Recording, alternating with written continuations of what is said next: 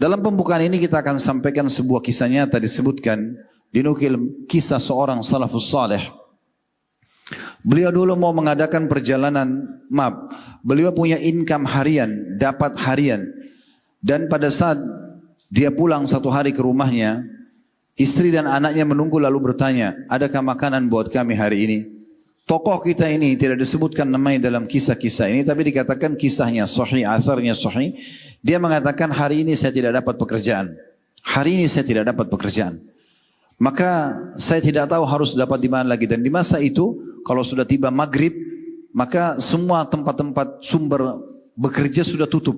Karena tidak ada penerangan lampu kayak kita sekarang. Akhirnya dia mengatakan pada istri dan anaknya pada saat istrinya bilang kami seharian belum makan. Dia bilang saya istirahat sebentar. Kemudian saya akan pergi. Saya akan pergi coba keluar mencari rezeki. Dia istirahat di awal malam. Kalau kita sekarang mungkin jam 10, jam 11 malam. Di masa itu orang semua sudah tidur. Maka dia pun keluar dari rumahnya sambil berdoa kepada Allah. Ya Allah, saya tidak tahu harus kemana. Hari ini saya sama keluarga saya belum makan. Lalu kemudian pergilah dia keluar. Dan dia tidak tahu harus kemana. Dia lihat ada masjid dekat rumahnya. Di masa itu orang belum ada penerangan lampu kayak kita sekarang. Orang pakai obor saja. Dia nyalain satu obor. Dia wudhu, kemudian dia sholat 2 rakaat, lalu dia merengek-rengek sama Tuhannya.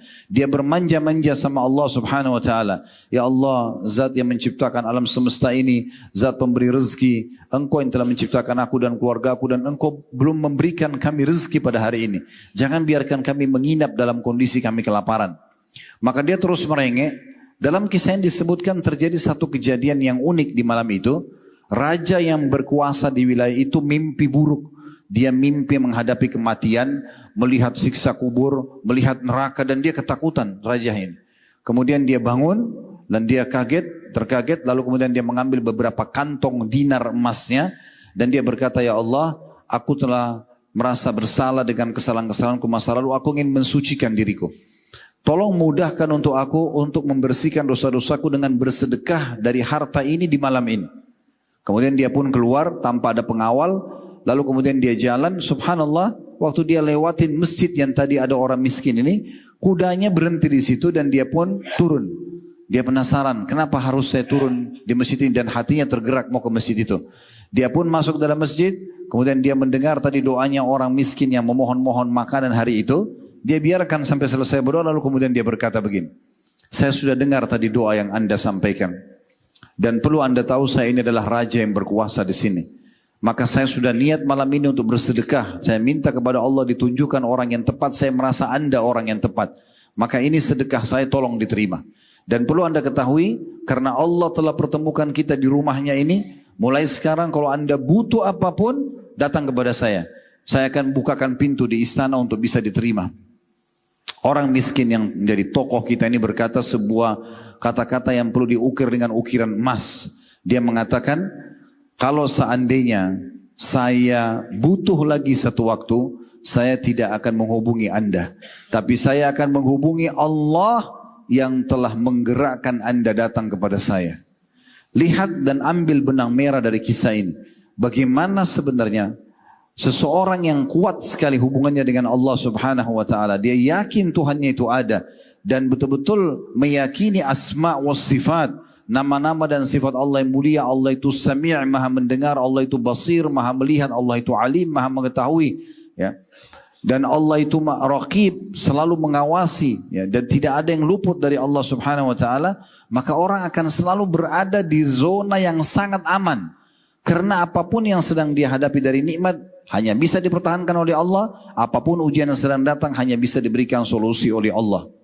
Tinggal teman-teman sekalian, kalau kita mau tahu bagaimana jawaban yang datang dari Allah subhanahu wa ta'ala, fahamilah Allah telah membuat sebuah sistem biasa disebut dengan sunnatullah. Sistem yang sudah Allah buat.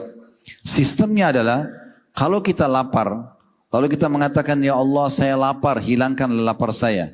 Allah sudah membuat sistem laparnya tidak hilang spontan. Tapi Allah membuat dengan sistemnya kita bisa mendapatkan makanan, muncul ide atau ada orang yang memberikan kepada kita makanan lalu kita mengunyahnya dulu, proses melalui gigi, dikunyah, kemudian ditelan melalui tenggorokan, masuk di usus, diproses baru laparnya hilang. Ini namanya sistem yang Allah buat. Maka setelah itu baru hilang lapar kita. Betul juga pada saat sakit, kita konsul sama dokter, minum obat, kemudian kita menemukan ada dosis yang diberikan, kemudian kita sembuh setelah itu.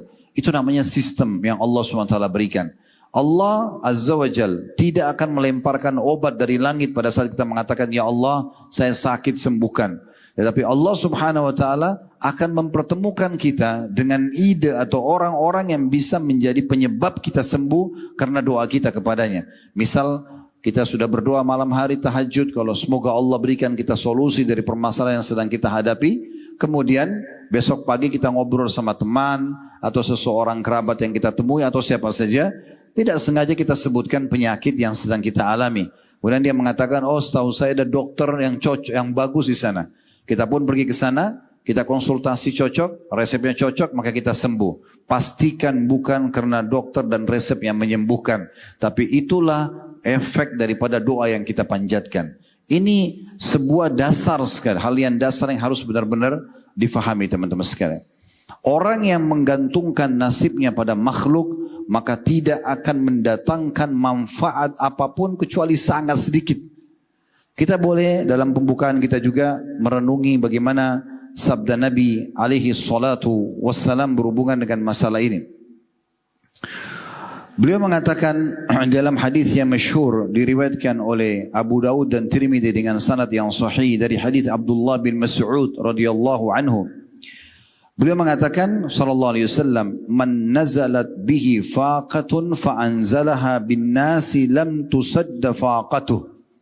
Siapapun yang tertimpa satu hal yang dia tidak sukai atau permasalahan yang sedang dia hadapi, lalu dia sodorkan itu kepada makhluk, kepada manusia, maka pastikan tidak akan memberikan kepada dia solusinya. Wa man nazalat bihi faqatun fa anzalaha billah. Dan siapa yang punya masalah lalu dia kembalikan langsung kepada Allah, fayushikullahu lahu birizqin ajilin au ajil. Maka pastikan Allah akan memberikan dia rezeki dan solusinya cepat ataupun lambat. Apapun yang kita butuhkan, Allah Subhanahu wa Ta'ala siap memenuhinya. Dan dalam sebuah hadis qudsi yang mulia sekali, hadis ini dasar dalam masalah akidah. Sebuah hadis yang cukup panjang. Kita coba renungi kembali hadis ini. Saya yakin tidak asing pernah kita dengar. Hadis yang masyhur dari hadis Abi Dzar Al-Ghifari radhiyallahu anhu. Beliau mengatakan bahwasanya Nabi SAW yarwihi ar-Rabbi azza wa jal, menukil dari Tuhannya Allah azza wa jal, hadis qudsi, annahu qal, bahwasanya Allah berfirman, ya ibadi inni haramtu dhulma ala nafsi wa ja'altuhu bainakum muharraman fala tadhalamu. Wahai hamba-hambaku, aku telah menjadikan kezaliman itu haram atas diriku. Aku tidak akan menzalimi kalian. Dan aku jadikan juga haram di antara kalian. Maka jangan kalian saling menzalimi. Itu pesan pertama. Pesan kedua dalam hadis ini, ya ibadi, wahai hamba-hambaku, kullukum dhallun illa man hadaituhu fastahduni ahdikum. Kalian semuanya sesat, tidak punya panduan, tidak punya tuntunan hidup, kecuali yang aku berikan petunjuk kepadanya. Maka mohonlah petunjuk itu hanya kepadaku, aku akan berikan petunjuk kepada kalian. Jadi kita butuh apapun, wudu, sholat, atau langsung berdoa, mohon kepada Allah Subhanahu wa Ta'ala. Ini dikuatkan juga dalam hadis Bukhari, di mana Nabi SAW kalau menghadapi masalah apapun, maka beliau selalu yang paling pertama dilakukan, sholat. Beliau langsung kembali kepada Allah Subhanahu wa Ta'ala. Ini dinukil juga dari para sahabat, para tabi'in. Kalau teman-teman pernah dengar namanya Sufyan al-Thawri rahimahullah, seorang ulama tabi'in di Mekah, dia semasa dengan Atha bin Abi Rabah, murid langsungnya Abdullah bin Umar radhiyallahu anhu ajma'in. Ini luar biasa. Beliau dikatakan kalau punya hajat apapun, walaupun kecil, beliau selalu langsung wudu, sholat dan sujud, tidak mengangkat kepalanya dari sujud kecuali sudah menuangkan semua hajatnya kepada Allah Subhanahu wa Ta'ala, dan tidak pernah sampai dikenal dengan beliau ini mustajab doa. Tidak pernah doa yang dia panjatkan kepada Tuhannya ditolak oleh Allah Subhanahu wa Ta'ala. Minta petunjuk kepada Allah, apapun itu sifatnya. Sebelum minta saran dari manusia, minta dulu kepada Allah Subhanahu wa taala. Nanti Allah akan datangkan manusia-manusia yang menjadi perangkat dan penyebab kita mendapatkan jalan keluarnya. Pesan ketiga dalam hadis yang sama, ya ibadi, kullukum ja'i'un illa man at'amtu fastat'imuni at'imkum. Wahai hamba-hambaku, kalian semua lapar kecuali yang aku berikan makan. Maka mintalah makanan kepadaku, aku akan berikan makan kepada kalian. Makan pun kita minta kepada Allah SWT. Kenapa kita tidak jadikan ini sebagai sebuah ibadah? Di saat lapar, kita bukan langsung mengatakan pada manusia, saya lapar, tolong berikan saya makan. Tapi yang paling pertama, langsung ajukan permohonan ini kepada Allah. Ya Allah, aku lapar, berilah aku makan. Maka Allah akan mudahkan makanan datang, ya, dari sisi-sisi dari tempat yang kita tidak ketahui. Ini semakna dengan firman Allah SWT, ya, Allah itu wa yarzuqu min haitsu la yahtasib. Kalau memberikan rezeki kepada hambanya dari tempat tidak disangka-sangka. Makanan pun disuruh minta kepada Allah Subhanahu wa taala. Pesan selanjutnya yang keempat, ya ibadi, kullukum 'arin illa man kasautu fastaksuni aksukum. Wahai hamba-hambaku, kalian semua telanjang tanpa busana, kecuali yang aku berikan kepadanya pakaian. Maka mohonlah kepadaku pakaian, aku akan memberikan kalian pakaian itu. Berapa banyak orang yang mungkin berpikir, pakaian dari Allah, masa sih?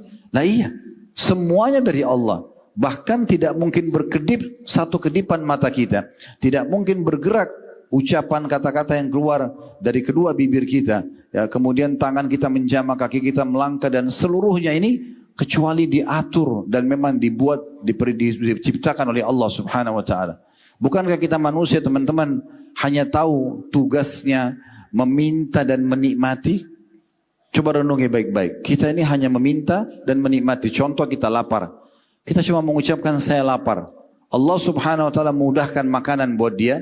Dia cuma minta lapar, minta makanan. Kemudian setelah itu dia nikmati. Oh, ini asam, ini pedas, ini enak, ini manis, ini gurih, ini nikmat. Setelah makanan itu lewat ukuran sepertiga dari jari tangan dia saja, dari telunjuk dia, ke tenggorokan, dia sudah tidak ada ikut campur atau andil lagi di makan itu. Siapa di antara kita, teman-teman, yang mengatur komposisi vitamin-vitamin dan nutrisi di makanan yang dia konsumsi, untuk ini menjadi zat ini zat besi, ini vitamin B, ini vitamin D, dan ini vitamin A, dan seterusnya? Tidak ada sama sekali. Saya pernah lihat sebuah karya ilmiah, penelitian ilmiah menunjukkan bagaimana luar biasanya anatomi manusia. Tubuh manusia itu digambarkan oleh para ilmuwan, saking dahsyatnya mereka menggambarkannya dan sulitnya mereka menggambarkan, rumitnya sistem yang ada itu. Mereka bilang kalau ada makanan yang masuk dikonsumsi oleh manusia, maka ibaratnya tubuh manusia itu seperti satu pabrik yang sangat besar dengan ada jutaan lift, bukan satu dua, yang siap pada saat makanan itu masuk, maka terpecah-pecah masing-masing di liftnya dan difungsikan, dibawa ke area yang dan zona yang memang sudah ditunjuk oleh Sang Pencipta. Kemudian setelah itu yang tidak dibutuhkan dikeluarkan dalam bentuk kotoran dan dibuat ada satu sistem, mau nggak mau kotoran itu kita akan buang. Kalau kita tidak buang, kita akan sakit, supaya manusia itu bisa selamat. Sebuah sistem yang luar biasa yang sudah cukup harusnya menyadarkan kita memang ada pencipta yang mengatur semua itu. Selanjutnya, pesannya yang keenam atau yang kelima tepatnya, ya ibadi, innakum tukhti'una bil-laili wan-nahar wa ana akfirudz dzunuba jami'a fastaghfiruni aghfir lakum. Wahai hamba-hambaku, kalian semua berbuat salah dan pelanggaran di malam dan di siang hari, dan akulah satu-satunya yang bisa memaafkan kesalahan-kesalahan kalian semuanya. Mohon maaflah kepadaku, aku akan maafkan kalian.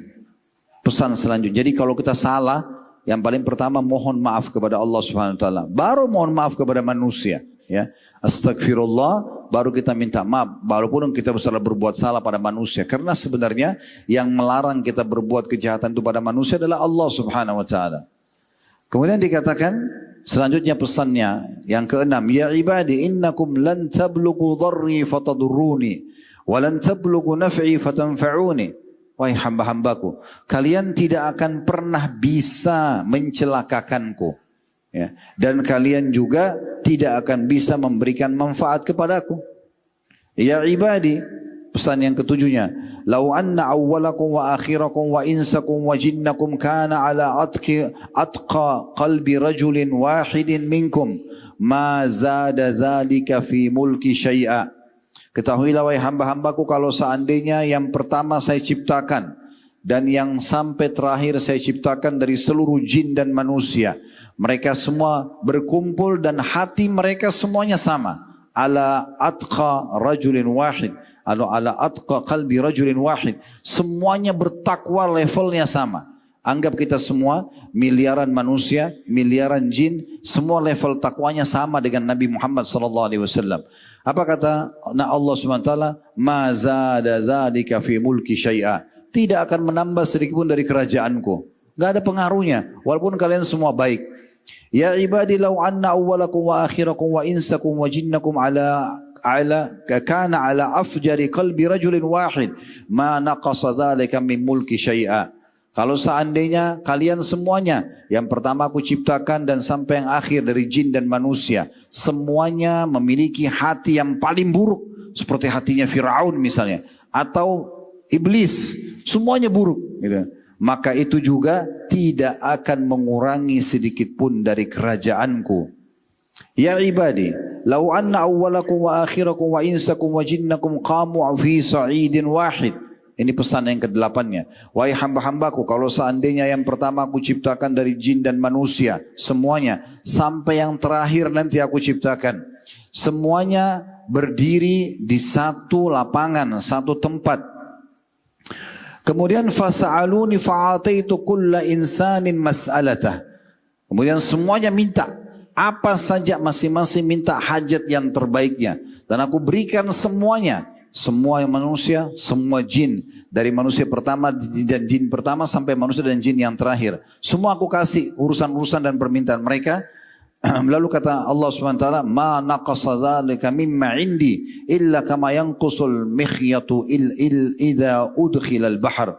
Tidak akan mengurangi sedikit pun dari kerajaan dan kekayaanku, kecuali hanya seperti jarum yang dicelupkan di lautan lalu diangkat. Maka tidak ada sedikit pun yang berkurang dari kekayaanku. Dan ini dikuatkan juga dengan lanjutan pesan ke-9-nya, ya ibadi, innama hiya a'malukum uhsiha lakum uwaffiyakum iyaha, faman wajada khairan falyahmadillah, waman wajada ghaira dzalika fala yalumanna illa nafsah. Wahai hamba-hambaku, sesungguhnya apa yang aku perintahkan pada kalian, sholat, puasa, bakti sama orang tua, bersedekah, haji dan umrah dan seterusnya, itu adalah amal-amal yang aku berikan kepada, perintahkan kepada kalian, dan aku akan kembalikan juga manfaatnya kepada kalian. Maka siapa yang mendapatkan kebaikan karena patuh kepadaku, maka dia harusnya memuji Allah dengan itu. Dan barang siapa yang mendapatkan selain itu, dia justru menolak untuk beriman kepada Allah, ya, dia berbakti pada Allah, menjalankan perintah, justru dia masuk dalam kemaksiatan, maka jangan dia salahkan kecuali dirinya sendiri. Hadis yang mulia ini diriwayatkan oleh Imam Muslim dan dinukil bahwasanya Sa'id rahimahullah bin Musayyib berkata, kana Abu Idris al-Khulani, ini salah satu tabi'in, ulama tabi'in yang lain, Abu Idris rahimahullah seorang yang sangat soleh, idza haddatsa bihadzal hadits jatha ala rukbatai. Kalau dia baca hadis ini dan dia sering mengulang-ulanginya, maka setelah membaca dia pun berlutut di atas kedua lututnya, karena dia meyakini benar sebenarnya dia diciptakan oleh Allah yang selalu mengawasi dia, dan apapun harusnya dia menggantungkan kepada Allah subhanahu wa ta'ala. Dan kita tahu juga hadis Ibnu Abbas yang masyhur, sebuah hadis yang sahih diriwayatkan oleh Imam Ahmad dan juga Tirmidzi, di mana Nabi SAW bersabda kepada beliau, ya gulam inni u'allimuka kalimat, hai anak kecil, aku ajarkan kepadamu kalimat-kalimat, ya, dalam beberapa riwayat lain fahfadha, hafallah dia. Ihfadillah yahfaduk, jaga selalu hubungan baikmu dengan Allah, Allah akan menjagamu. Ihfadillah tajidhu tujahak, selalulah jaga hubungan baikmu dengan Tuhanmu, maka engkau akan temukan dia selalu berada di hadapanmu. Idza sa'alta fas'alillah, kalau kau minta sesuatu, hanya minta kepada Allah. Jadi manusia itu hanya pelengkap saja. Minta dulu kepada Allah, nanti Allah akan gerakkan dan datangkan tadi manusia sebagai perangkat dan penyebab terpenuhi kebutuhan kita. Wa idza sta'anta fasta'in billah. Kalau minta tolong, hanya minta tolong kepada Allah. Wa'lam annal ummata idza ijtama'at ala an yanfa'uka bi syai'in lam yanfa'uka illa bi syai'in qad kataballahu lak. Ketahuilah kalau seandainya umat ini semuanya berkumpul atau satu umat berkumpul untuk memberikan kepadamu manfaat, memberikan kepadamu sesuatu yang kau sukai, maka tidak akan sampai kepadamu kecuali yang sudah Allah catatkan untukmu. Wa in ijtama'u ala yadurruka bi syai'in lam yadurruka illa bi syai'in qad kataballahu 'alaik. Dan kalau mereka semua berkumpul untuk menyusahkanmu, membahayakan, menimpakanmu sesuatu yang berbahaya, maka tidak akan menimpahmu kecuali yang sudah Allah catatkan terhadapmu. Rufi'al aqlam wa jaffatis suhuf. Telah kering semua pena-pena yang dipakai tulis takdir, dan juga telah diangkat pena-pena yang menulis takdir, dan juga telah kering catatan di Lauhil Mahfuz. Ini semua teman-teman sekalian memberikan gambaran, diantaranya adalah bagaimana kita harus hanya bergantung kepada Allah subhanahu wa ta'ala. Allah lah solusi dari segalanya. Allah lah sumber kebahagiaan kita. Dan tidak ada puncak kebahagiaan dari seorang hamba setelah dia bergantung kepada Allah subhanahu wa ta'ala. Nabi Muhammad SAW sampai pada level beribadah kepada Allah bukan lagi mengejar keutamaannya. Kalau anda beribadah masih mengejar fadilahnya apa sih? Saya dapat apa kalau sholat malam, saya dapat apa kalau sedekah, saya dapat apa kalau haji. Ini levelnya masih standar. Orang boleh melakukan itu karena memang Allah SWT menjanjikan semua keutamaan dari semua ibadah. Tidak ada satupun ibadah kecuali dijanjikan keutamaan. Apa yang anda akan dapatkan sudah disampaikan. Tetapi kalau orang sudah sampai pada tingkat level akidahnya sangat bagus, dia menghadirkan Allah subhanahu wa ta'ala dalam semua lini kehidupan dia. Dia yakin Allah selalu mengawasi dia. Allah tempat dia bergantung. Allah tempat dia memohon, meminta perlindungan. Maka dia beribadah bukan lagi mengejar keutamaan. Tapi sudah betul-betul karena menjalin hubungan baiknya sama Allah. Dan juga sebagai tanda syukurnya. Itulah yang disebutkan dalam riwayat Bukhari. Pada saat Nabi SAW bangun sholat malam. Kemudian kaki beliau pecah-pecah. Dan ditanya oleh Aisyah, kenapa anda lakukan ini ya Rasulullah? Bukankah dosa-dosa anda yang lalu dan yang akan datang sudah dimaafkan? Jawaban Nabi, bukan beliau mengatakan karena saya ingin mengejar keutamaan solat malam. Karena solat malam itu doa mustajab misalnya. Atau akan menjadi saksi nanti pada hari kiamat dan seterusnya. Tapi beliau mengatakan, afala akunu abdan syakura. Apakah aku tidak bisa menjadi seorang hamba yang bersyukur? Karena hubungan baik sama Allah SWT sudah terjalin. Allah itu akan terus menjaga hambanya yang menjaga hubungan baik dengannya. Praktekin resep ini teman-teman. Pastikan semua keselamatan dan kebahagiaan akan kita dapatkan. Bahkan pada hal-hal kecil pun kita akan temukan Allah akan mudahkan semua urusannya. Mari kita renungi sama-sama bagaimana Allah memperkenalkan tentang dirinya. Dalam banyak ayat Al-Quran. Di antaranya yang sangat masyhur dalam surah Al-Hasyr surah nomor 59 ayat 23 sampai ayat 24. Kita harus lebih banyak merenungi tentang nama-nama dan sifat Allah ini lalu kita terapkan dalam kehidupan kita. Allah mengatakan huwallahu alladzi la ilaha illa huwal malik. Dialah Allah yang tidak ada pencipta, tidak ada penguasa, tidak ada yang memiliki, tidak ada yang menghidupkan dan mematikan kecuali Dia sang raja yang sebenarnya. Di sini ulama menekankan tentang masalah sang raja yang sebenarnya, maksudnya sang raja yang tidak ada awal dan akhirnya, raja selamanya dan tidak akan pernah terkalahkan, tidak ada penyaingnya dan tidak ada sekutu bersamanya. Itu makna sang raja. Dan ini tidak akan mungkin dimiliki oleh manusia. Pasti raja-raja dunia, raja-raja manusia akan punya saingan-saingan, akan banyak yang akan berusaha menjatuhkan dia dan ada masa di mana berakhir kerajaannya. Makanya dalam sebuah riwayat yang sahih, nanti Allah Azza wa Jalla pada saat sudah ditiup sangkakala yang kedua, sudah binasa semua makhluk di langit dan di bumi kecuali yang Allah inginkan, maka Allah mengatakan, Anal Malik, aina mulukud dunia. Akulah raja yang sebenarnya, akulah raja yang sebenarnya. Mana raja-raja dunia? Mana raja-raja dunia? Ini Perlu difahami, berarti semua raja-raja dan pemimpin manusia itu hanya seperti kita. Kebetulan saja dia punya jabatan.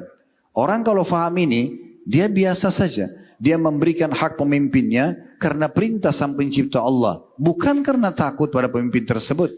Dinukil sebuah kisah yang unik dari Salim bin Abdullah bin Umar radhiyallahu anhu ajma'in. Cucunya Umar bin Khattab, anaknya ya, Abdullah bin Umar terkenal sangat soleh sampai dikatakan Salim ini betul-betul menciplak Umar bin Khattab dari sisi khalqiyah dan khuluqiyah, ciptaan fisik dan juga akhlaknya. Karena orangnya sangat alim, orangnya sangat kekar tubuhnya, orangnya sangat prinsipil. Satu waktu dia lagi berzikir kepada Allah Subhanahu wa taala di depan Ka'bah. Lewatlah khalifah yang berkuasa pada masa itu dan orang-orang pada menyebutkan kepada khalifah, wahai Amir Mukminin, di dekat Ka'bah ada Salim bin Abdullah bin Umar lagi berzikir. Maka kata khalifah, apa mau kami panggilkan untuk anda? Kata khalifahnya, jangan, saya yang ke sana. Raja pun datang kepadanya. Kemudian mulai mengucapkan salam. Dari waktu diucapkan salam, dalam kisah yang dikatakan Salim cuma menjawab salamnya saja. Dan Salim tahu ini adalah raja yang datang. Maka dia tetap melanjutkan zikir dan doanya. Lalu khalifah salam yang kedua kali. Salim cuma menjawab saja. Setelah itu kemudian khalifah terdiam. Salam yang ketiga juga begitu. Tetap saja Salim menyampaikan dan terus melanjutkan zikir dan doanya kepada Allah. Akhirnya khalifah menunggu setelah 3 kali salam. Setelah selesai tanpa merasa ada beban sama sekali, Salim pun balik kepada raja sambil mengatakan, ada apa wahai Amir Mukminin? Ada yang bisa saya bantu? Maka kata raja pada masa itu, wahai Salim, saya tadi diinformasikan bahwasanya kamu sedang ada di sini dan ini kena di depan rumah Allah. Saya ingin memenuhi hajat-hajatmu. Apa kira-kira hajat-hajatmu? Ya, yang bisa saya berikan, saya penuhi. Maka kata Salim, tidak ada hajatku kecuali aku masuk ke surga dan selamat dari neraka. Maka kata raja pada saat itu bukan di tanganku. Kata Salim, kalau begitu saya tidak punya hajat yang lain. Dan jazakallahu khairan. Lalu Salim meninggalkan sang raja tersebut dengan terus menunjukkan zikir dan ibadahnya kepada Allah Subhanahu wa taala. Ini pemahaman bukan menganggap remeh pemimpin manusia, bukan. Tetapi bagaimana tertanam dalam hati figur Salim ini keberadaan sang pencipta dan raja yang sebenarnya, Allah Subhanahu wa taala. Lalu Allah lanjutkan mengatakan, dia juga Al-Quddus yang maha suci.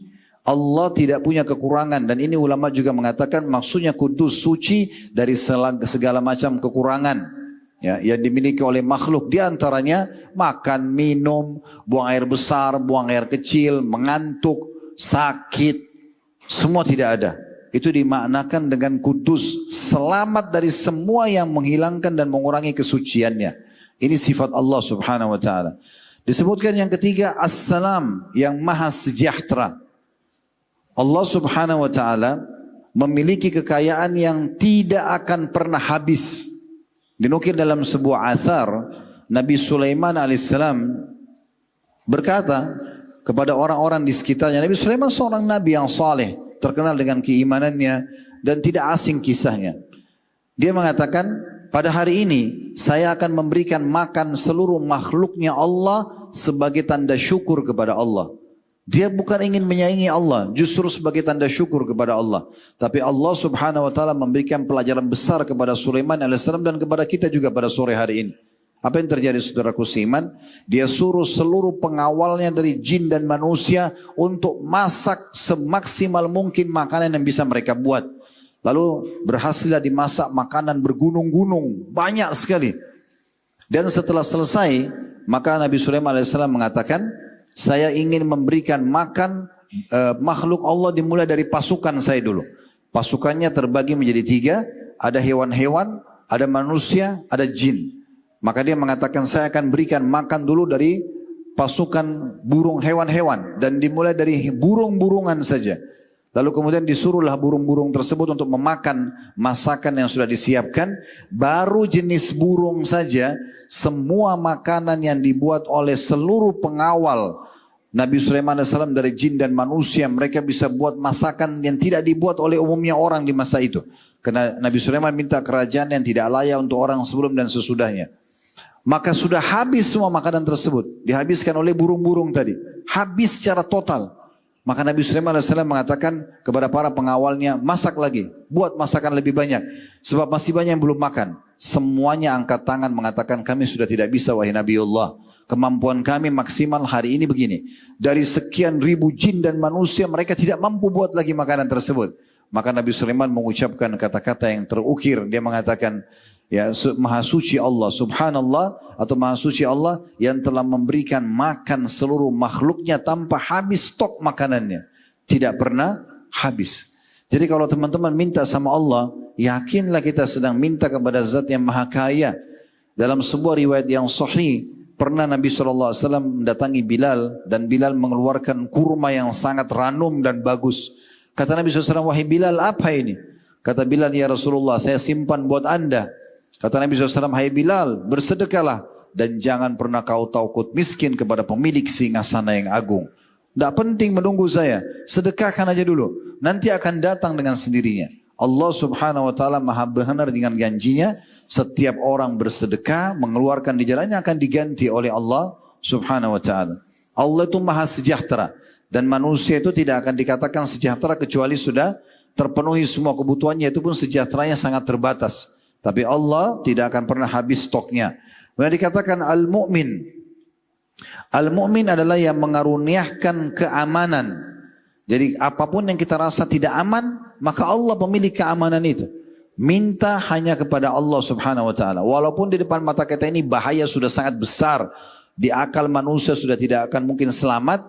Maka di sisi Allah Subhanahu Wa Taala keselamatan bisa datang. Karena sifat Allah al-mu'min. Kemudian al-muhaimin. Dia adalah yang maha memelihara segala sesuatunya. Jadi apapun yang kita lihat di muka bumi ini teman-teman, yang memeliharanya, yang merawatnya, pergantian siang malam, lautan, hutan, populasi hewan-hewan, manusia, tumbuh-tumbuhan, kadar air, kadar udara, dan segala macam hal. Itu dipelihara oleh Allah Subhanahu Wa Taala. Kita teman-teman sekalian tidak bisa, tidak mampu sebagai makhluk untuk memelihara mungkin mayoritas apa yang kita miliki. Saya pernah subhanallah di Jakarta satu waktu mau keluar pergi pengajian. Sekitar jam setengah 10 pagi. Kajian kami waktu itu jam 10 pagi. Biasanya setengah jam dari rumah saya sampai ke tempat pengajian.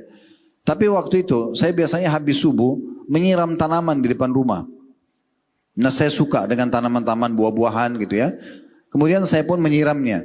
Pada saat saya lagi baru mau nyiram, biasanya saya siram habis sholat subuh. Tapi hari itu saya lupa, tidak sempat. Maka sebelum pergi, saya bingung antara saya nyiram tanaman ini atau saya harus pergi pengajian. Waktu setengah jam tepat sekali untuk saya on time datang pengajian.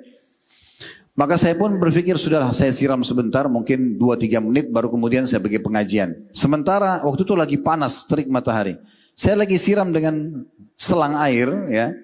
Tanaman tersebut lagi panas, tiba-tiba hujan. Mungkin teman-teman bisa lihat hujan tapi matahari ada ya, tanpa ada mendung. Turun hujan sebentar saja. Kemudian habis itu hujan itu tidak ada, hilang.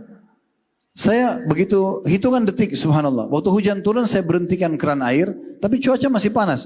Dan seluruh taman dan seluruh wilayah Jakarta Timur waktu itu di wilayah kami tinggal, itu basah hujan dalam hitungan detik.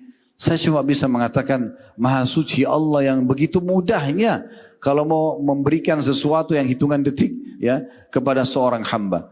Berapa banyak orang yang diberikan jalan keluar oleh Allah karena dia bergantung pada Allah dengan hitungan sebentar saja, dan berapa banyak orang yang dibinasakan juga hanya dengan hitungan detik saja oleh Allah Subhanahu Wa Taala. Kemudian dikatakan Al-Aziz, dia adalah zat yang memiliki segala keagungan.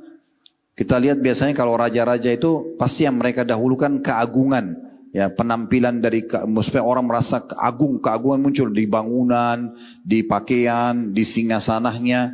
Maka Allah Azza wa Jalla pemilik keagungan yang sebenarnya, karena kerajaannya sangat luas, meliputi seluruh langit dan bumi, bahkan lebih kecil, lebih besar daripada itu semuanya. Ya, sebagaimana dinukil banyak sekali riwayat tentang kemahabesaran Allah Subhanahu Wa Taala berhubungan dengan masalah ini. Kemudian selanjutnya Al-Jabbar, zat yang maha perkasa. Dan di sini ulama menggambarkan tentang masalah Al-Jabbar itu adalah kalau kita mau melihat sosok ya manusia ataupun hewan yang sangat kuat dan kokoh. Misal ada satu manusia mungkin yang sangat kuat. Mungkin kalau dia mendorong sebuah benda bisa terdorong. Atau kita saja manusia lah.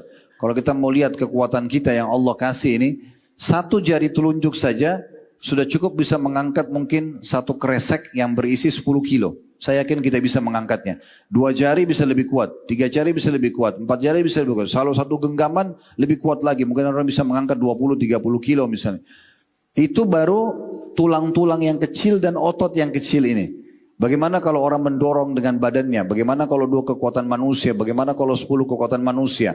Kalau satu harimau dengan satu gigitannya sudah cukup untuk merobek-robek daging kita, bagaimana kalau 2 harimau, 3 harimau, 4 harimau dan seterusnya? Semua yang memunculkan kekuatan yang bisa kita lihat, batu yang keras misalnya, ya hembusan angin yang kuat, misalnya ya hempasan ombak air yang keras, misalnya contoh, semua itu teman-teman adalah bagian kecil dari sifat jabarnya Allah Subhanahu wa ta'ala. Allah itu maha perkasa dan maha kuasa terhadap segala sesuatunya. Kemudian dikatakan al-mutakabbir, zat yang paling sombong. Allah Subhanahu wa ta'ala memang salah satunya yang boleh sombong, yang lain tidak boleh. Makanya Allah SWT mengatakan sesungguhnya kesombongan adalah pakaianku. Siapa yang coba menyaingiku di situ, maka aku akan lemparkan atau aku akan menyiksanya. Ya, lemparkan api neraka atau akan menyiksanya. Lalu Allah menutup mengatakan subhanallahi amma yusyrikun. Maha suci Allah terhadap apa yang mereka sekutukan. Apa sih yang diminta oleh manusia? Siapa yang didatangi? Dukun-dukun, batu-batu keramat, jimat-jimat, ya, atau dewa-dewa yang mereka sendiri tidak pernah bertemu, bahkan tidak tahu kekuatannya. Itu yang mau disekutukan dengan Allah Subhanahu wa ta'ala yang tidak bisa memberikan apa-apa. Orang-orang Quraisy dulu di Mekah, mereka menggantungkan nasibnya dengan patung-patung, makanya dikenal dengan masa jahiliyah. Ya. Mereka yang pahat patung itu, mereka yang warnahi, mereka yang berikan nama, mereka yang taruh di tempatnya. Kemudian setelah itu, mereka kalau rusak mereka perbaiki, lalu mereka panggil sebagai Tuhan sekutu-sekutu Allah. Di mana akal sehatnya? Begitu juga masa kita sekarang. Mereka gantungkan nasib dengan jimat yang digantung di badannya, dengan menyatakan bisa memberikan keselamatan pada dia.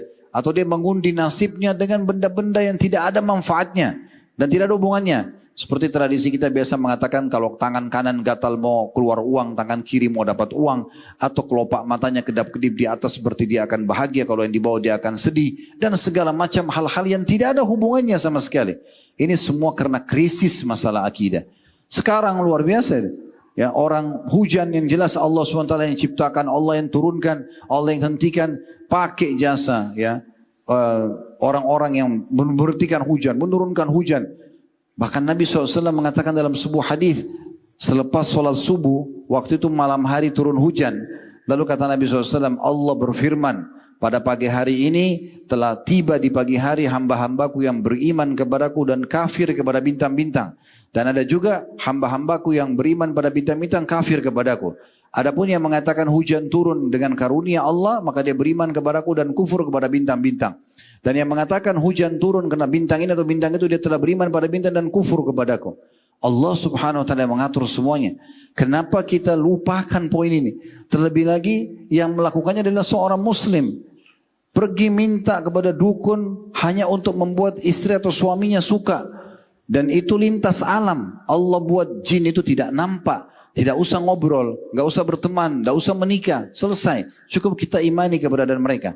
Tapi mereka sengaja bersemedi di sebuah gua, di sebuah lautan, di sebuah sungai. Minta-minta pada makhluk ini yang tidak ada kekuatannya kecuali dengan izin Allah SWT. Perlu teman-teman garis bawahi, 124 ribu nabi, diantaranya 313 rasul, semua dari manusia. Tidak ada satupun dari jin. Manusia itu dimuliakan, lebih mulia oleh Allah SWT daripada para jin tersebut. Tapi kenapa di antara kita masih ada orang yang lintas alam, minta-minta sama jin hanya untuk membuat pasangannya suka, hanya untuk membuat laris dagangannya, hanya untuk menyembuhkan penyakitnya, hanya untuk menambah misalnya ketampanan atau kecantikannya. Padahal kita punya alam manusia.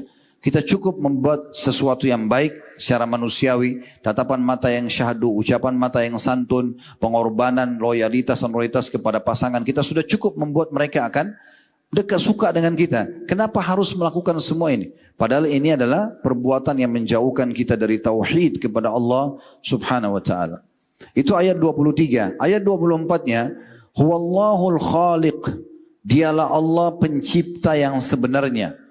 Jadi pencipta itu dari tidak ada menjadi ada. Apapun teman-teman yang kita bisa lihat, tidak lihat, ini diciptakan oleh Allah Subhanahu wa taala. Kemudian dikatakan Al-Bari'. Al-Bari' itu yang betul-betul dia mengadakan tetapi dalam kondisi sempurna, ya. Orang-orang Arab itu menyebutkan kalau orang itu mengerjakan satu perbuatan dan dia menguasainya sehingga indah nampak, dikatakan orang ini bari, gitu. Orang ini betul-betul dia menguasain. Kita tidak samakan Allah dengan makhluknya. Allah itu betul-betul mengadakan dengan kesempurnaan. Ya, contoh misalnya kita melihat sosok orang yang sangat tampan, orang-orang yang sangat cantik, atau pemandangan yang indah, atau warna yang indah. Semua itu misalnya kita lihat jenis-jenis hewan, ya, warna di kulit harimau atau di ikan atau di apa, itu menunjukkan tanda kesempurnaan Allah SWT. Itu disebutkan dengan Al-Bari'. Kemudian ada Al-Musawwir, dialah yang membentuk rupa. Allah yang menyusun alis kita sampai seperti ini, mata seperti ini, hidung seperti ini, bibir seperti ini, dan dengan kesempurnaan Allah SWT yang melukisnya, ya, yang membuat seperti ini. Dan subhanallah, saya pernah lihat penelitian ilmiah bagaimana antara satu kelopak mata atau bola mata manusia dengan mata sebelahnya itu jaraknya sama, seimbang. Dan bagaimana kalau ini sedikit saja meleset dari garis yang harusnya normalnya, maka dia akan juling atau tidak bisa melihat dengan normal. Atau misalnya terjadi geseran-geseran yang bukan pada tempat yang sudah ditentukan, maka mungkin akan kacau semuanya ciptaan yang ada di badan dia. Lalu Allah SWT mengatakan, lahul asma'ul husna, dia memiliki nama-nama yang mulia, yusabbihu lahu ma fis samawati wal ard, semua yang di langit dan bumi bertasbih kepadanya, wa huwal azizul hakim, dan dialah zat yang maha mulia dan juga maha bijaksana. Saudaraku seiman, kita akan coba hubungkan ini dengan firman Allah SWT yang lain. Baru setelah itu kita akan coba masuk ke contoh-contoh orang-orang saleh, ya, sebagai penutup nanti dalam tema kita di sesi pertama ini. Renungi baik-baik, semua yang teman-teman gantungkan nasibnya kepada selain Allah itu sangat lemah. Bahkan mereka sendiri tidak bisa menyelamatkan diri mereka sendiri. Allah kekalkan dalam surah Al-Hajj, surah nomor 22, ayat 73 dan 74. Ya ayyuhan nasu duriba mathalun fassami'u lah. Wahai sekalian manusia, telah diberikan perumpamaan, maka renungi baik-baik, dengarkan baik-baik. Innal ladzina tad'una min dunillahi lan yakhluqu dzubaban walau ijtama'u lah. Sesungguhnya semua yang kalian seru kepada selain Allah, seru selain Allah itu tidak akan pernah bisa menciptakan seekor lalat pun, walaupun mereka berkumpul untuk menciptakannya. Wa iyaslubhumudz dzubabu syai'an la yastanqidhuhu min. Dan kalau seandainya lalat itu mencuri sesuatu dari mereka, misalnya kita punya segelas susu, lalat datang mengambil setetes saja lalu terbang, maka mereka tidak akan mampu mengambilnya kembali. Da'ufat talibu wal matlub, sungguh sangat lemah orang yang disembah dan juga orang yang menyembah itu. Lalu Allah mengatakan, ma qadarullah haqqa qadri, sayangnya mereka tidak menyembah Allah dengan sebenar-benarnya. Innallaha laqawiyyun aziz, Allah itu maha perkasa lagi maha mulia.